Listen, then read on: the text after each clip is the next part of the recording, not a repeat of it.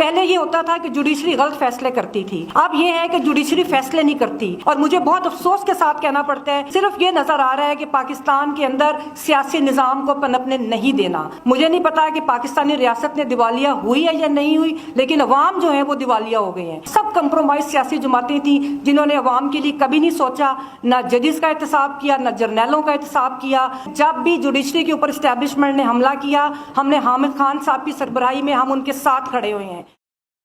جدوجہد تھی تو ہم نے ہمارے حامد خان صاحب کی سربراہی میں پروفیشنل گروپ نے اس کو لیڈ کیا، وکلا تحریک تھی۔ اس کے علاوہ ججز کے جو ایشوز ہیں سینیورٹی کے حوالے سے، ان کی اپوائنٹمنٹس اور انڈکشنز کے حوالے سے، آج بھی ہم لوگ اپنے پرنسپلز کے اوپر کھڑے ہیں۔ میں صرف ایک چیز ایڈ کروں گی کہ پہلے یہ ہوتا تھا کہ جوڈیشری غلط فیصلے کرتی تھی، اب یہ ہے کہ جوڈیشری فیصلے نہیں کرتی۔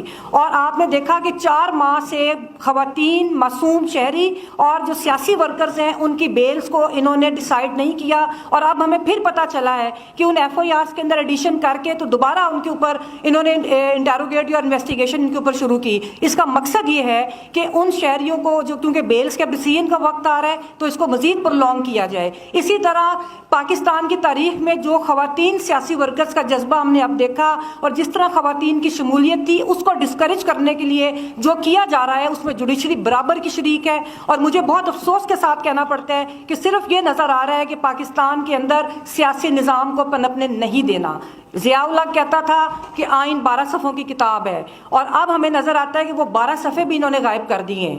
تو بڑے افسوس ہے ہمیں ساری سچویشن کے اوپر۔ مجھے نہیں پتا کہ پاکستانی ریاست نے دیوالیہ ہوئی ہے یا نہیں ہوئی، لیکن عوام جو ہے وہ دیوالیہ ہو گئے ہیں۔ ان میں بلز اور اپنے جو زندگی گزارنے کی سکت باقی نہیں رہی۔ میں سیاسی جماعتوں سے بھی مطالبہ کرتی ہوں کہ جن کی پہلی ذمہ داری تھی، اور سب کمپرومائز سیاسی جماعتیں تھیں جنہوں نے عوام کے لیے کبھی نہیں سوچا، نہ ججز کا احتساب کیا، نہ جرنیلوں کا احتساب کیا۔ اور اب میں ان سے مطالبہ کرتی ہوں کہ آپ اپنے منشور کے اوپر، اور بلکہ پاکستان کی عوام سے میں یہ ریکویسٹ کروں گی کہ آپ لوگ اپنی آواز اٹھائیں کہ یہ سیاسی جماعتیں واضح طور پہ اپنے منشور کے اندر لکھیں کہ انہوں نے کیا پروگرام دینا ہے، معاشی پروگرام کیا ہوگا، کہ عوام کے جو مسائل ہیں آئی ایم ایف سے باہر نکل کے یہ کس طرح پاکستان کے عوام کے لیے یہ بات کرتے ہیں اور کیا پروگرام دیتے ہیں، واضح پروگرام، معاشی پروگرام دیں۔ اور دوسری بات، ججز اور جرنیلوں کے احتساب کے لیے بھی یہ ایک واضح پروگرام دیں۔ اور آخری میرا جو ایک میسیج ہے وہ جوڈیشری کے لیے ہے کہ یہ بالکل درست ہے کہ جب بھی جوڈیشری کے اوپر اسٹیبلشمنٹ نے حملہ کیا، ہم نے حامد خان صاحب کی سربراہی میں ہم ان کے ساتھ کھڑے ہوئے ہیں۔